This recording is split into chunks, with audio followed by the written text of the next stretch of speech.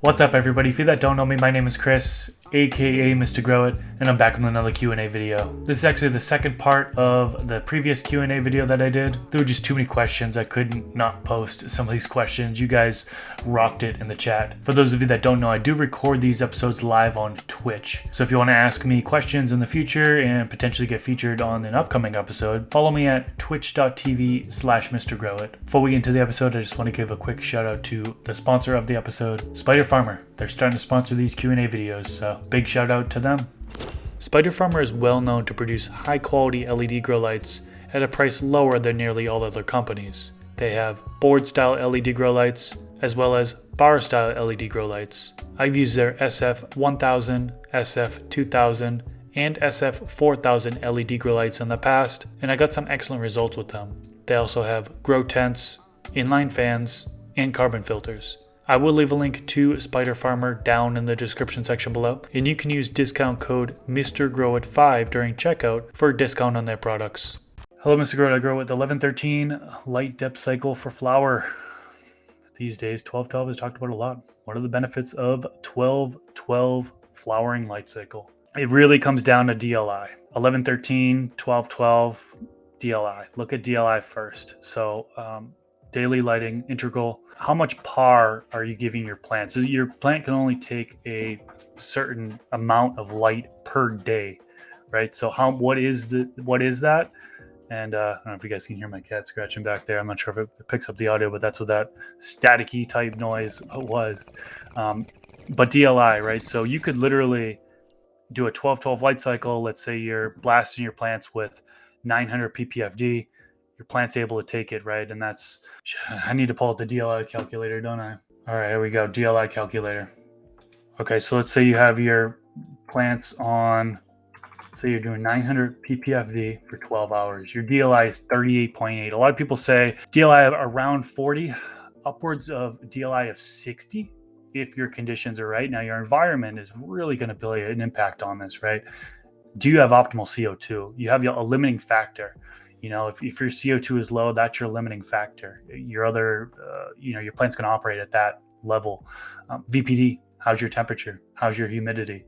But say you're dialed in, aiming for a 40 DLI, right? You could either do a 12-12 light cycle with a ppfd of 900, or you could do 11 hours on, but increase your light distance and blast them with 1100 ppfd. So you can save energy consumption. Now it's only an hour a day, but like I said, some people go up to 60 DLI.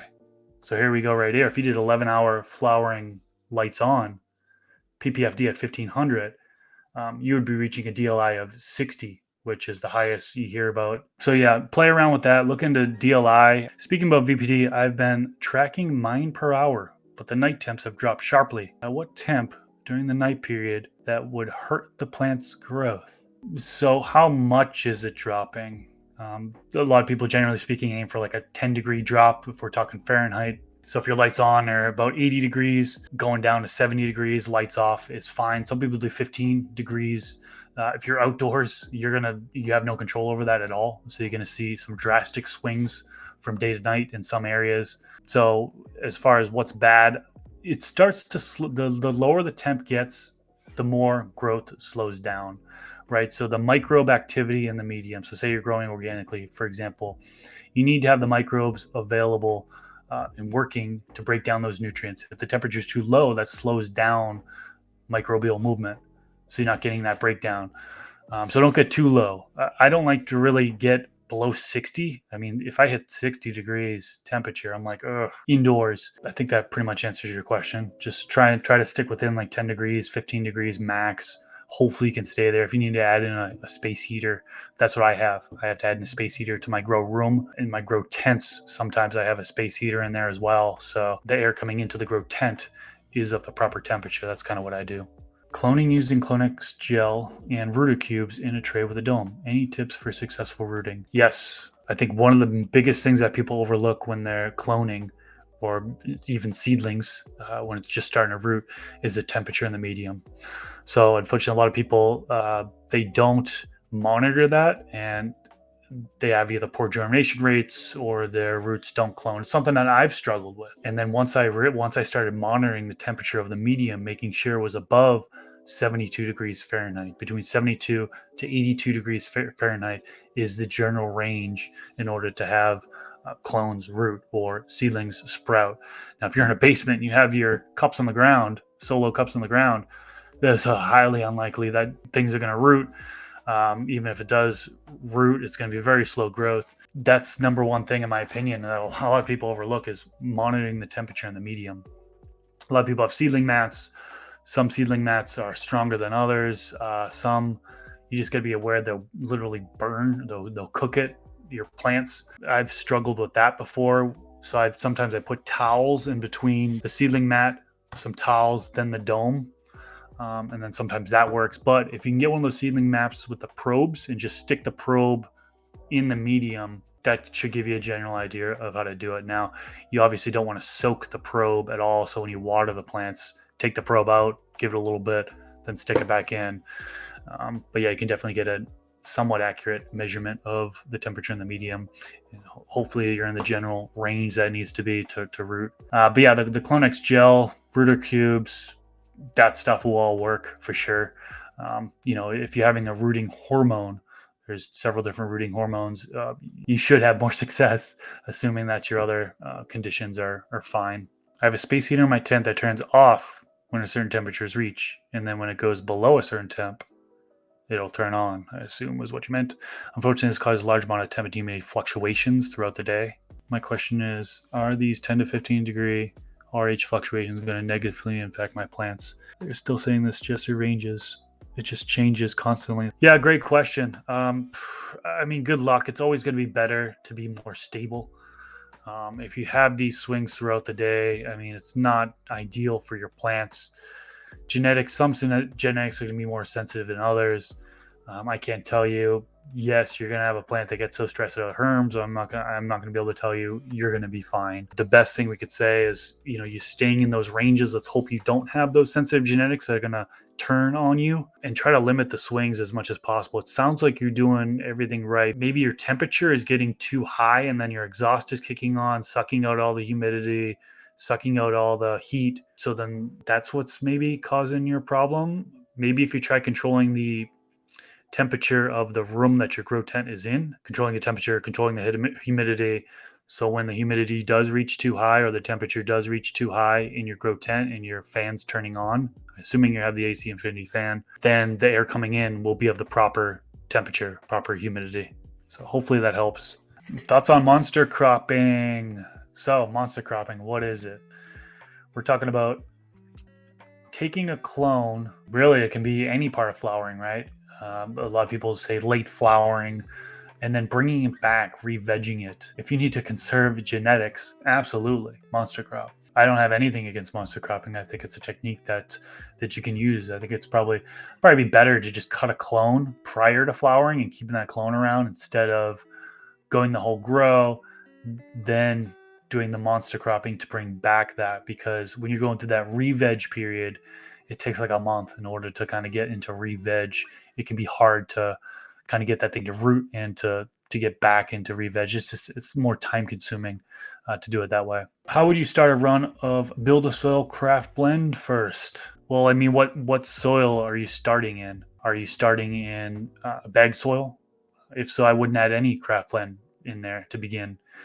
I would wait until 30, 40 days before I amend in some craft blend.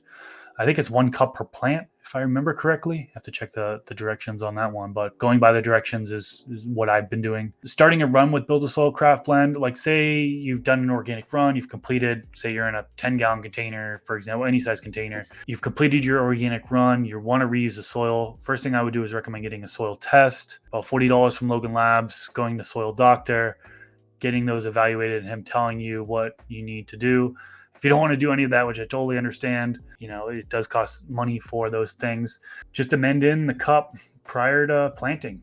You know what I mean? Long story short. So like prior to planting, some people do a cover crop in between and then let that die off. And whether they have clovers and they're getting nitrogen fixation coming down into their medium, it really depends on your goal. But if you're just using the craft blend, once you're finished with your plant, just digging up an area, putting in some craft blend, and planting it down. Some people let it cook or let it sit for a week or two, sometimes even longer than that, so those amendments start to break down. But I've certainly planted directly into it and have been fine. My always warm veg, I would only need to water every 4 to 5 days. They're in the second week of flower and seem to want water 2 to 3 days now. Is that normal based on my environment? There's going to be a ton of contributing factors to that, right? So you got to imagine the bigger plant gets, the more it's going to need as far as uptake of water, nutrients. Your environment can certainly have an impact in that, right? If you run a very dry environment, like I live in, the less humid it is, you're going to see higher transpiration. And so you can actually run into an issue running too low of humidity to where you get a toxicity issue. Too much nutrients in the medium, increased transpiration due to low humidity. You can actually get like toxicity a lot. You're much more prone to a toxicity that way. But it makes total sense for the medium to dry out every 2 to 3 days. I mean, it's building flowers. It's taking the nutrients and building biomass. Right. The bigger the plant is getting, the more water and nutrients that is going to need. Trying to decide between building a cloner or setting up an auto water system. What would you prioritize first and why? I mean, me personally, I would probably go out to the auto watering system first. Blue mats. I mean, you can get a 12-pack of blue mats for under $100, and the 12-pack of blue mats. I think you have to buy the reservoir separately, but literally you can buy like a trash bin or a small bin. $15. Maybe you can find them for $10 and use that as a reservoir. Just drill a hole in it, run the line from there to your blue mats, and getting 12 of those carrots for, I want to say it's like $80 or something like that. You may even be able to get them cheaper off of happyhydro.com and using my discount code Mr. Grow It. You get a percentage off there, and so it might be cheaper than going through Amazon. But I would set up the auto water system first, and I would go with the blue mats just because they're the cheaper ones. I've also used the auto pot system, and it's just more expensive. Kind of prefer the blue mats. I found transplanting once seems to work best for me. How many times do you transplant before the final container? Man, I've done it so many ways over the years. Currently, what I'm doing, I'm planting into 1-gallon containers to start, and then just doing one transplant into 7-gallon containers. That's what I've been doing recently over the past few grows, and I've liked it. I've done the start out in solo cups, transplant up to 1 gallons, transplant up to 3 gallons, or transplant to 1 gallons to 5 gallons. Bigger the roots, bigger the fruits is a term that a lot of people say. So being in a large container during flowering is definitely going to help you.